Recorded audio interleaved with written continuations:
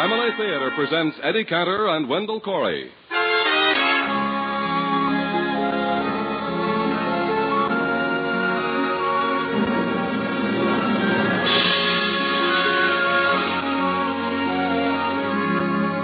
From Hollywood, the Mutual Network, in cooperation with Family Theater, presents The Little Prince, starring Wendell Corey. And here is your host, Eddie Cantor.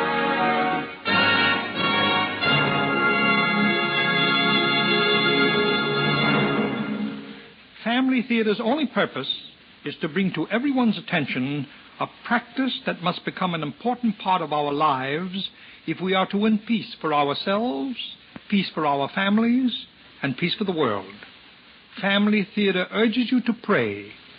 Pray together as a family.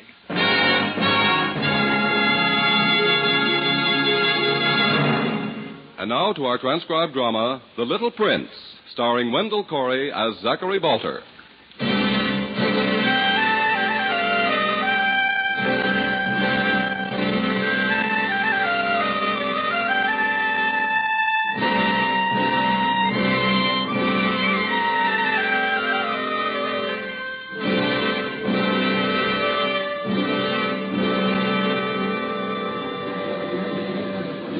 Your baggage is quite in order, Dr. Bolter.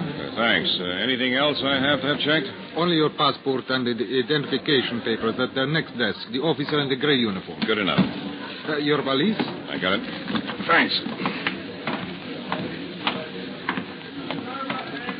Name, please, sir. Dr. Zachary Bolter. Your passport? Here. American? Yes. Do you understand the conditions of your travel permit, Doctor? It's for 1 week. I understand that. So, it is my duty, therefore, to give you formal notice now that if by the end of that week you have not left our country, you will be subject to fine and imprisonment under the state immigration code. I understand. Very well. Would you be kind enough to initial this form in acknowledgement of those conditions? Sure. Use my pen. Thanks. There you go. Anything else? One thing more. You are required to state your reason for entry. It's there in the permit. The child is sick. I've been called to this country for consultation. Oh, yes, I see. It must be a very important child to bring you halfway around the world, Doctor. I wouldn't know about that. I've been advanced all my expenses and 50% of my fee. I can't kick. Of course. Anything else? No, your papers are in order. You may go. Thanks. Say, how will I get to the, wait a minute, Karen Hotel? Or any of the taxi drivers at the terminal entrance can take you there. Good. All the way through the annex, out the glass doors. Thanks. Goodbye. Goodbye, and remember, Doctor... Yes? 1 week.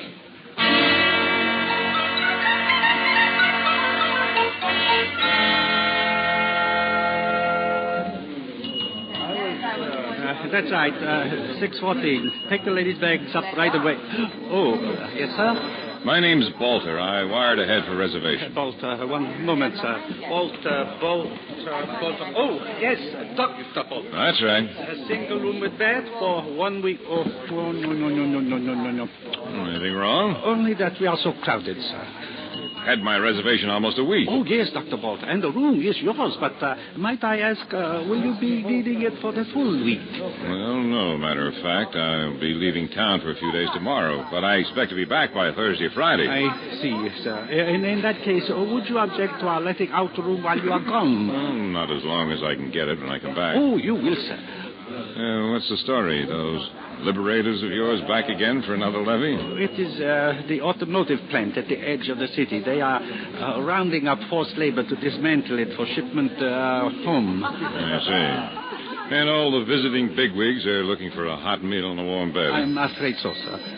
Okay, you can have the room after tonight until Friday. Oh, thank you, Doctor. But I want it by then. Oh, you shall have it, sir, by all means. 509. Here is your key. Thanks. Oh, incidentally, is there a Dr. Robert Longtray registered here yet? Longtray. Yes, room 412. Is he a friend of yours? Oh, not yet, but I hope he will be.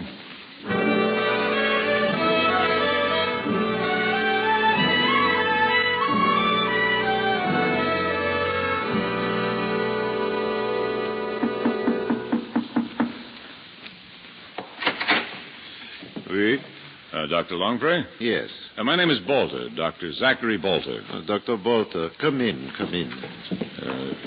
Je parle français, mais pas bien. No, I can speak English. But, doucement, you know. Yes, moi aussi en anglais, but our other colleague is an Englishman. It will be easier in English. Will be for me. Oh, say, I'm sorry about the delay. My plane got held up in Rome. It is nothing. Dr. Rutledge himself arrived here less than 2 hours ago. This hotel? Yes, just down the hall. In fact, I shall notify him you are here, and we can... Room 409, please. Yes.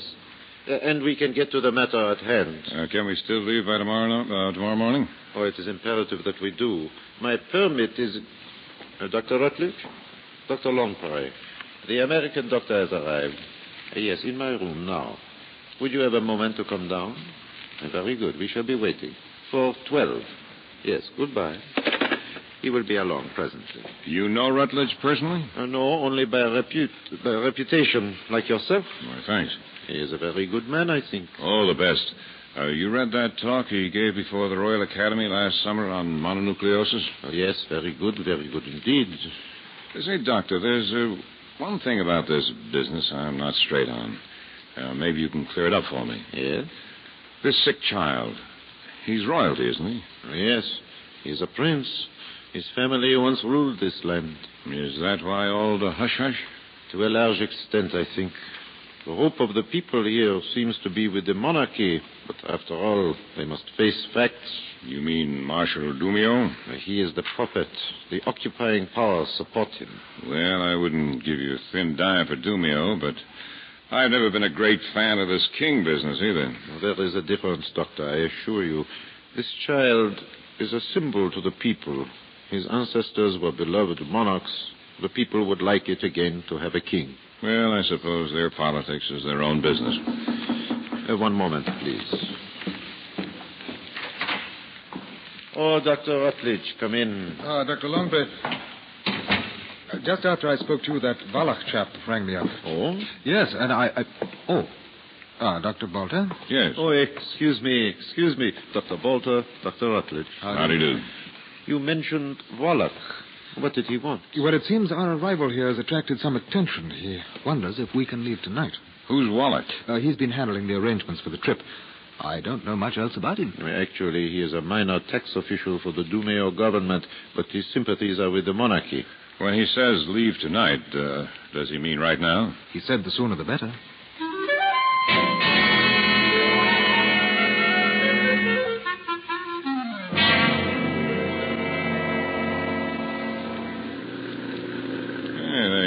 Up the sidewalks early in this town, don't they? Rather. I do not seem to recall the streets being so empty last night at this time. Maybe the marshal slapped on a curfew. I understand he's good at that. Perhaps, but then why have we not been stopped? Yep, looks like the plaza up ahead. So it is. Now, left? Let me see. Yes, left and then stay on that street through to the city gates. The hotel where Wallach is to meet us is in a suburb 10 miles south of here. You say that according to Wallach, the child's condition is serious? It could be, if left untended much longer. I'm surprised their own doctors couldn't get together on a diagnosis. I rather have the feeling they wanted to wash their hands of the case in view of the child's parentage. That's a thought. I guess Dumio wouldn't have much trouble wrecking their professional careers if he wanted to. No, I should think not. Look up ahead. Where? Say. Is that limousine just turning around in the middle of the street? Well, looks like it's parked there to me. Yes, I think it is, Bolter. Now, what could be that? I got it. Look, getting out of the back seat on the other side there. Oh, yes, 2 men in uniform. You may have been right about the curfew after all, Dr. Bolter. Funny place for a roadblock. Yeah, I can't tell if they're police or soldiers. Probably the same thing in this country. They are waving us down. You had better stop, Doctor. Right-o. I suggest we have our passports ready. Probably just a routine thing. Identification, please. Right you are. Here. Here's mine. Anything wrong? And yours, sir? Here. You are Doctors Rutledge, Longpre, and Bolter. That is correct. It is my duty then to inform you that a high-ranking official of my country's government has requested a brief, informal meeting with you. Meeting? Kind of a meeting? Tonight? At this moment. Gentlemen, your respective embassies have been informed of this invitation. They suggest that you comply. But look here, old man, we're in a bit of a rush. My instructions are to tell you the meeting would be brief. Now, wait a minute. It is but a short distance away. Scarcely 4 blocks. I don't care how near it is. Dr. Bolter, perhaps we would lose less time by accepting the invitation. That's a good point, Bolter. These chaps love to haggle. It's up to you, gentlemen. You will be on your way again in less than half an hour. It seems unavoidable. Okay, I'm game. How do we get there? With your permission. Yeah, sure. Get in. Now, after you turn around, go back past the plaza to the large gray building at its north end. Is that where our host lives? Yes, in the palace.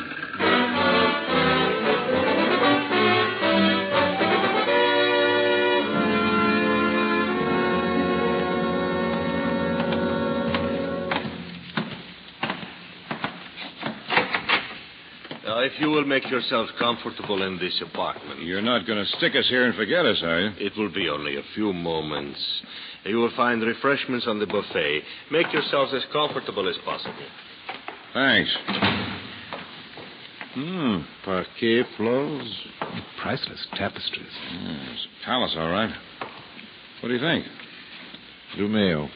Marshal Dumeo himself. Here. But why would he want to see us? I don't know. Possibly because of the child. Incidentally, this was the old royal palace. Am I right? Yes. If the child's family had stayed on the throne, he would be living here today. Oh. Oh, say, by the way, where is he living? I do not know the exact location, but Wallach tells me it is not far from the suburban hotel where we are to meet. Well, I hope we don't get hung up here for... Come in.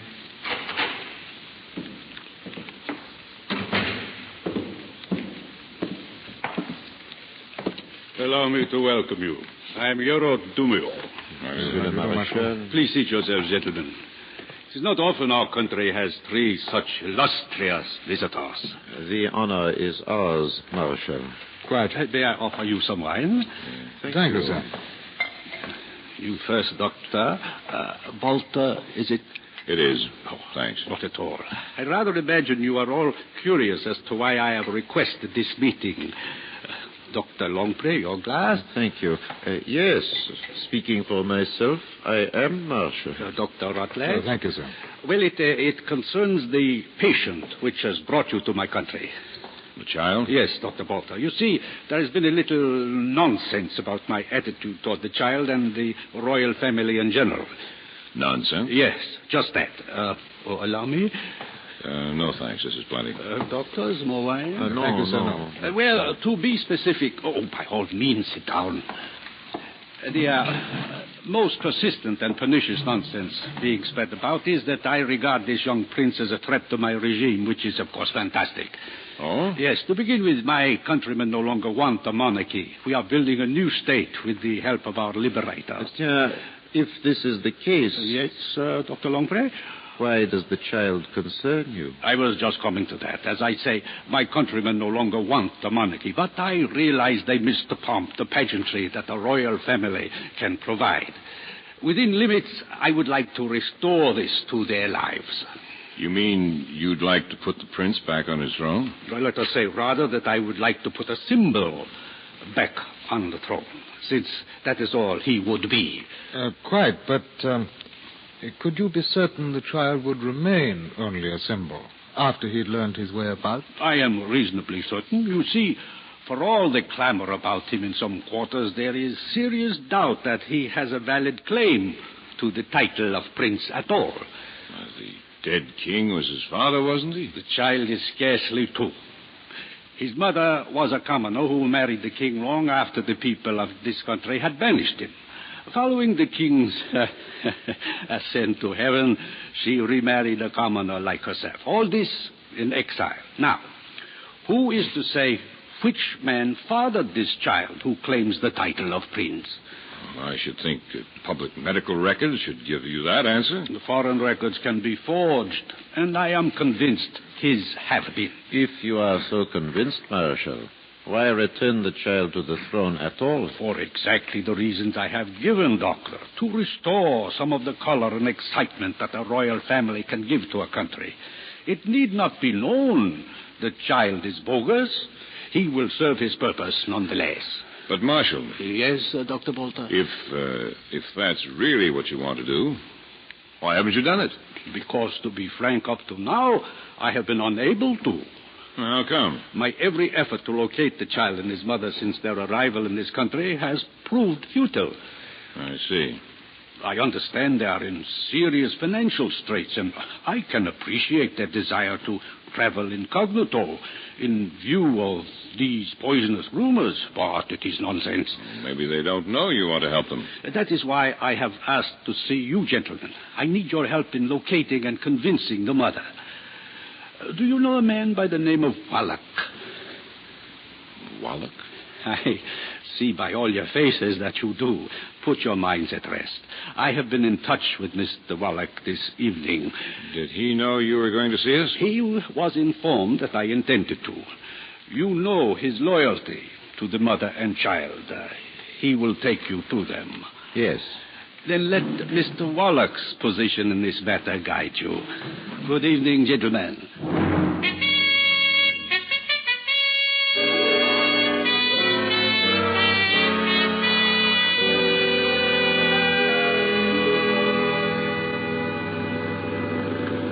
We ought to be there about now, shouldn't we? A bit longer. The inn's this side of the village, right? Yes, a little. Scandalous light on these country roads, you know. Forgive the bumps and whatnot. No, not at all. Unavoidable. You know, I still don't understand about Wallach. Going along with the marshal. It does seem irregular. Well, perhaps they've decided to take half a loaf. How do you mean? Well, this way at least the little chap gets back on the throne. They could work from there. Maybe. Look, are those lights off to the right up ahead? Sure are. Yes, I think that's it. The place looks almost deserted. I can see a car parked out in front. The place seems to fit the description of the hotel. Well, let's have a look. I'll turn in.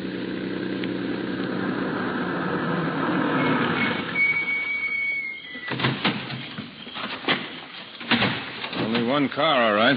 Strange. What's that? The lights I saw were not coming from the building. It is dark. They were this car's parking lights. Yeah, that's no way to treat a battery. Wait, I'll open the door and turn them off. It's just funny, this guy left his dash lights on, too. I better...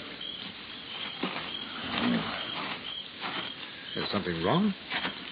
Look, What is it? man, Hold on, I'll make a light. slumped over on the floor. Mon Dieu. What? It is Mr. Wallach. He has been shot. Wallach? Yes. Wait a minute. His pulse is still beating. He's alive? Barely. Dr. Longford. Oui? Go see if you can wake someone in the hotel. We've got to get this man on a cart.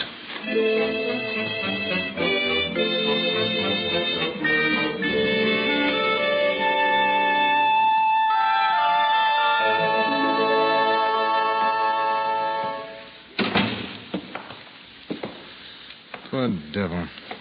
We did everything we could to save him. It's just too late. He had been marked by the one we cannot intercept. You mean Dumio? No, I was thinking of the angel of death. I'd say the marshal was right at his elbow tonight. Oh, yes. It was undoubtedly one of Dumio's men who shot Wallach. Do you suppose they got anything out of him before he died? I don't believe so. It's precious little he told us, even after he knew who we were. 21 Betel Street. Over and over. Yeah. The address of the trial? I cannot think what else it could be. Well, there is little more we can do here. You phoned the authorities? Oh, yes, and I jolly well like us to be on our way before they arrive. Well, listen, there's one thing about this we ought to remember. Dumio didn't have Wallach killed only to shut him up before we got here. How do you mean? Well, this looks to me like the marshal's subtle way of telling us to turn around and go home. Now. Quite. And I imagine if we don't go home now, he'll make rather a fuss about letting us go at all once we've seen the trial. Well, does the way we go back have to be the way we came in? Officially, yes. but there is another way. You mean the underground? We could certainly count on their help, but it is dangerous. Once we take the jump, I guess there's no turning back. I cannot see how. If caught, we will doubtless be tried as saboteurs or something equally monstrous, and that will take care of us. Well, we'd better decide pretty quickly. You know, the police are on their way. Yeah. Well, in all fairness, since we've taken good money for the job, we owe some professional courtesy to the child. Yeah, true, and then there's that rot we're always preaching about the doctor's first duty. Being to his patient? Well, after all, we're forever harping on it. Why, sure. What was that address again? Gentlemen, I would just like 21 to say... 21 Street. Oh, excuse me, Doctor. I would just like to say, let's go.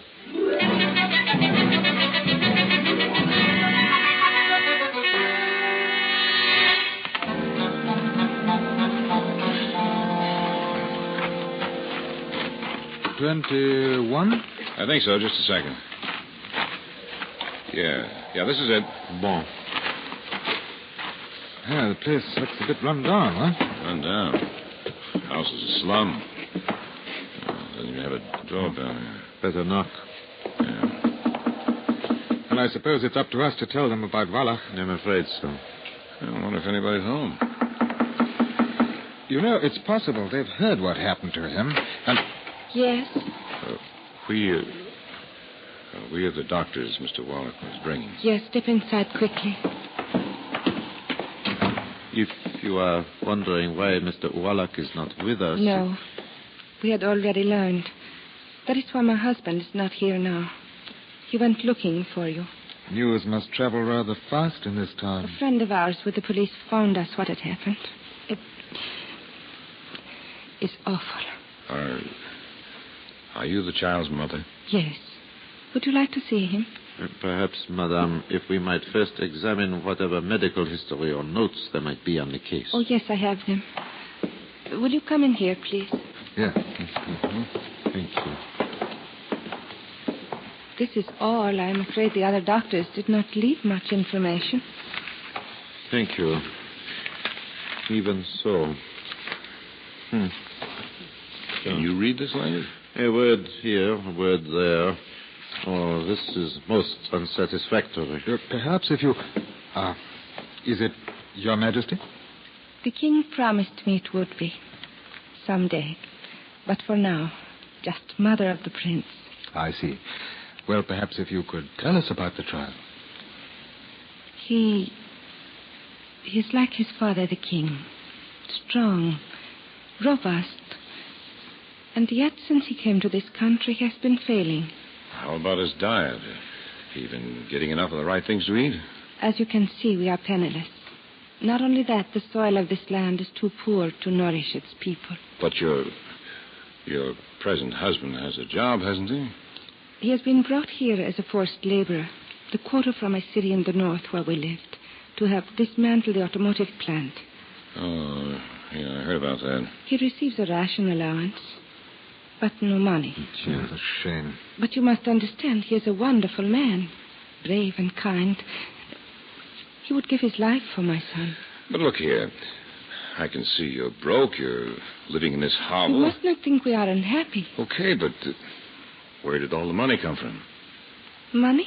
Sure, our expense money, the fees you sent us.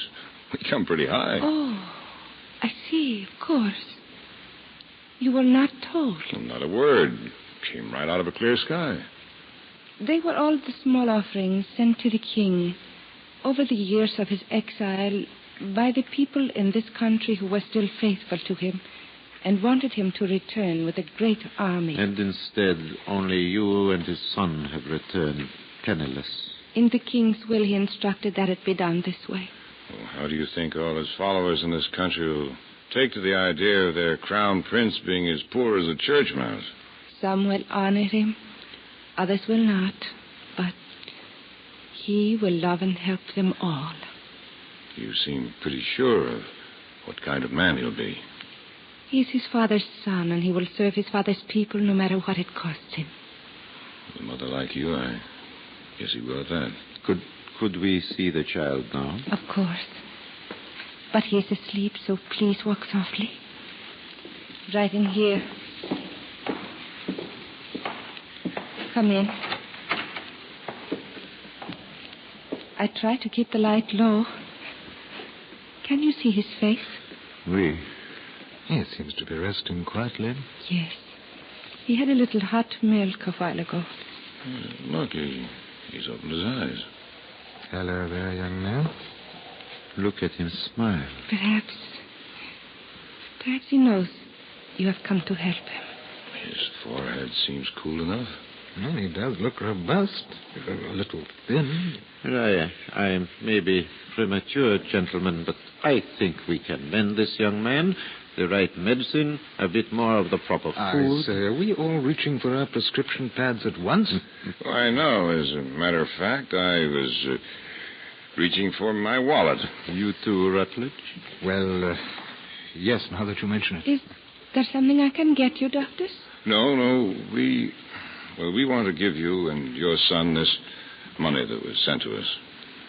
But you have traveled so far to come here. At such expense.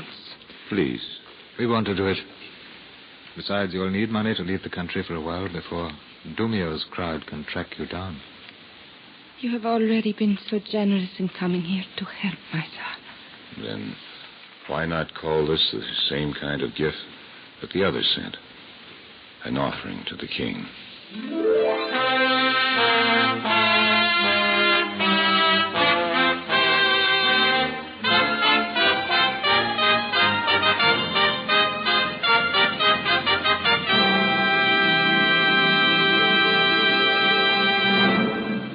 This is Eddie Cantor again.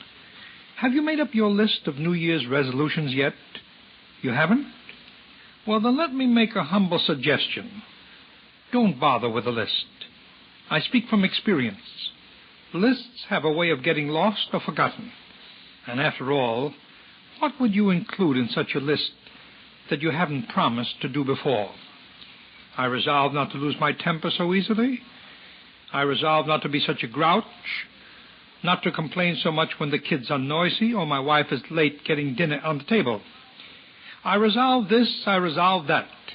Why bother with a list when it all comes down to the same promise? I resolve to be a better person, a better parent, a better neighbor. We don't need a list to tell ourselves that. But there is one resolution we can make that will enable us to keep all the others.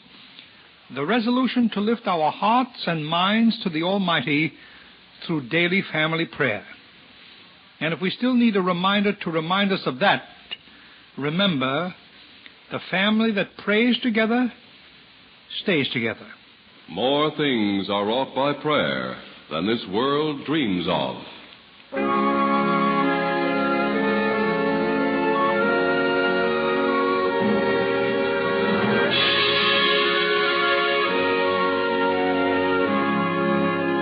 Family Theater has been brought to you transcribed from Hollywood and has brought you The Little Prince, starring Wendell Corey. Eddie Cantor was your host. Others in our cast were Edgar Barrier, Ben Wright, Larry Dobkin, Virginia Gregg, Theodore Von Elst, and Herb Butterfield. The music was composed and conducted by Harry Zimmerman, and the script was written and directed for Family Theater by John T. Kelly. This series of Family Theater broadcasts is made possible by the thousands of you who feel the need for this type of program, by the Mutual Network, which has responded to this need, and by the hundreds of stars of stage, screen, and radio who give so unselfishly of their time and talent to appear on our Family Theater stage. To them and to you, our humble thanks. This is Larry Chatterton expressing the wish of Family Theater that the blessing of God may be upon you and your home, and inviting you to be with us again next week when Family Theater will present Sideman, starring Joe Stafford, Dan Duryea, and Scotty Beckett. Join us, won't you?